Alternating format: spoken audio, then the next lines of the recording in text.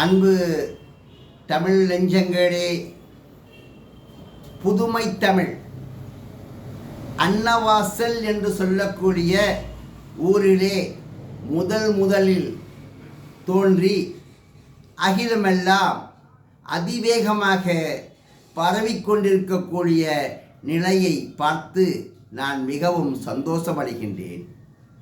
அன்பு மக்களே, மிக மிக எளிதான இந்த தமிழை நீங்கள் தமிழ்நாட்டில் உள்ளவர்களுக்கு நான் சொல்லவில்லை, உலகெங்கிலும் தமிழை படிக்க முடியாத இடத்தில் இருக்கின்ற மக்களுக்கு எளிதாக 21 எழுத்துக்களை மட்டுமே கொண்டு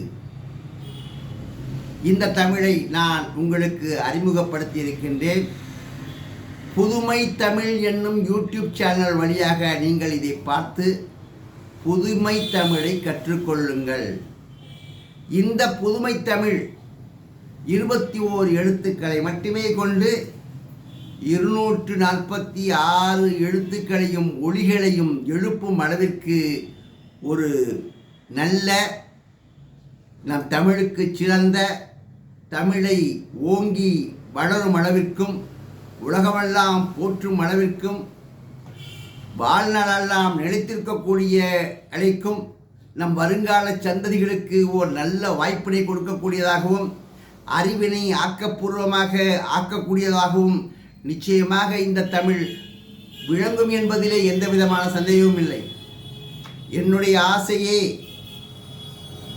1ஆம் வகுப்பு படிக்கும் குழந்தை 2ஆம் வகுப்பு செல்லும் முன்னே, நன்கு கேளுங்கள், நான் உண்மையை கூறுகின்றேன்.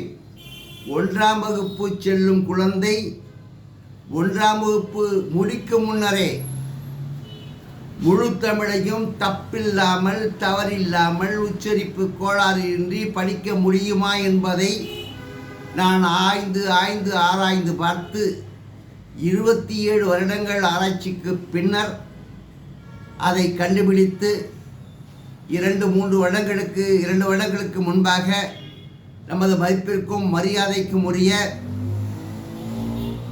பாராளுமன்ற உறுப்பினராக இருந்த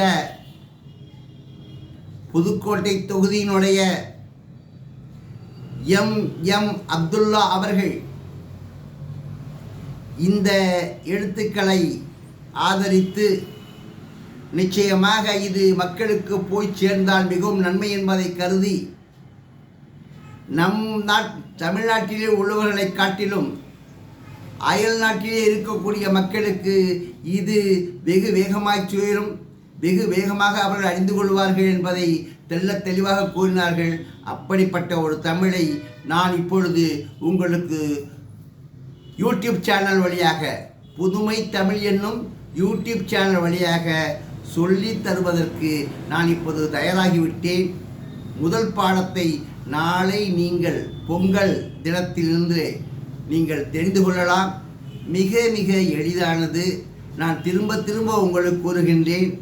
1ஆம் வகுப்பு படிக்கும் குழந்தை 2ஆம் வகுப்பு செல்லும் முன்னே முழு தமிழையும் படிக்க வேண்டும் என்பதுதான் என்னுடைய ஆசை. அந்த ஆசை நிறைவேறிவிட்டது. வருங்காலம் பதில் சொல்லும். நான் செய்ய வேண்டியதை இறைவன் எனக்கு கொடுத்ததை நான் கொடுத்து விட்டேன். நிச்சயமாக நீங்கள் இதை எடுத்து செல்லுங்கள். உலகெங்கிலும் உள்ள தமிழ் மக்களுக்கு எடுத்து சொல்லுங்கள். நிச்சயமாக தமிழை வளர்க்க நீங்கள் பாடுபடுங்கள்.